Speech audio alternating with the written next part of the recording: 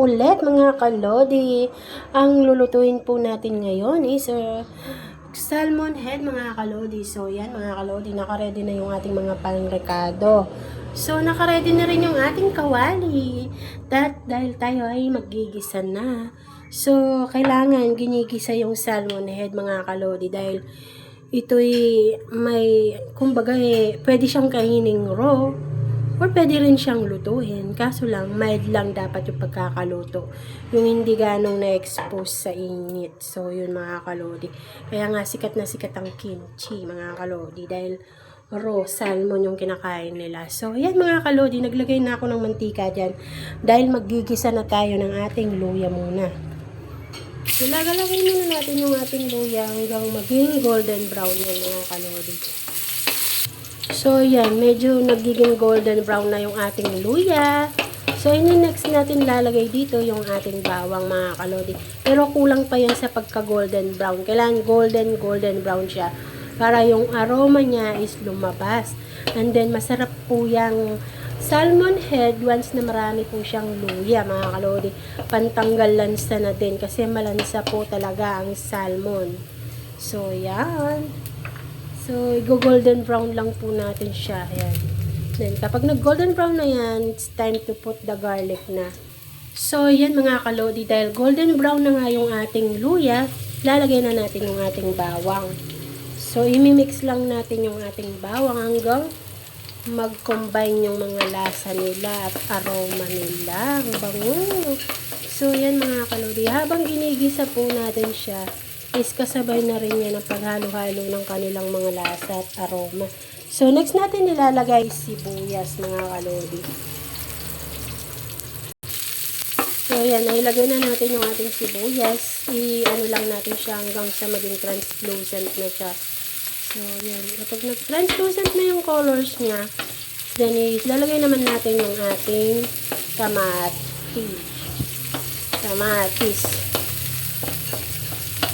Dahil nag-translucent na yung ating sibuyas, so ilalagay na natin yung ating kamatis mga kalodi. Step by step, sarap ang sabaw. Ay, kahit mainit na yung panahon at sarap na mag-swimming. So, yun mga kalodi. Hayaan lang natin medyo lumambot yung kamatis. Then, ilalagay natin yung ating gabi. So, yan.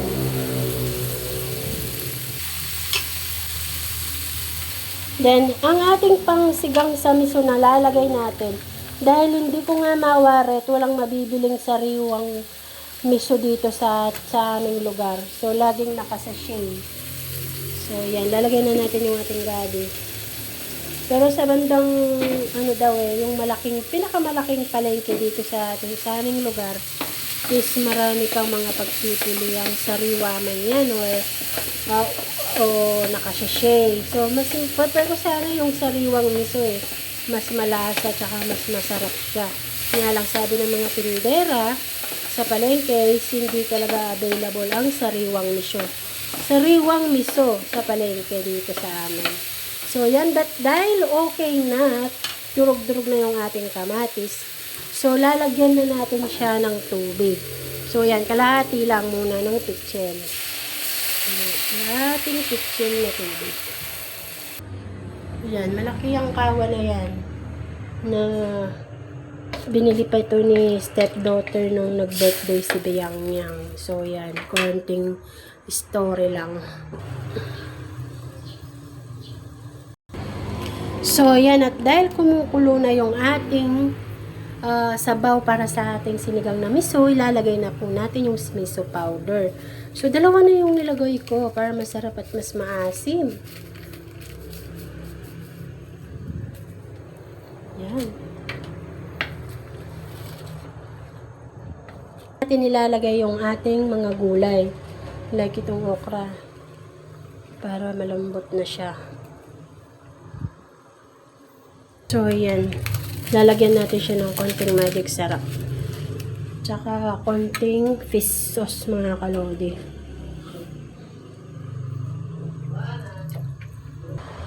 So, yan. At kumukulo na yung ating pangsigang na sabaw mga kalodi. So, time to put na yung ating salmon head mga kalodi. So, yan.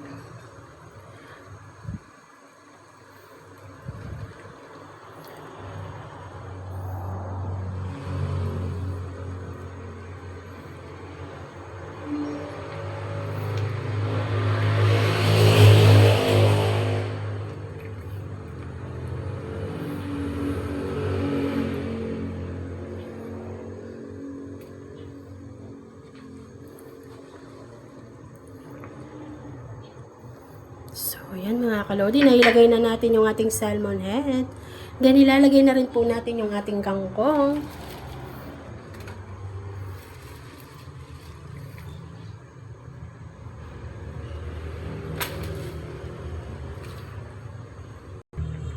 So, yan. Okay na yung ating salmon head. Lalagay na natin yung ating siling haba. And now, it's tiki manseria na. Sarap, ang linamnam. Thank you for watching. Ingat po lagi.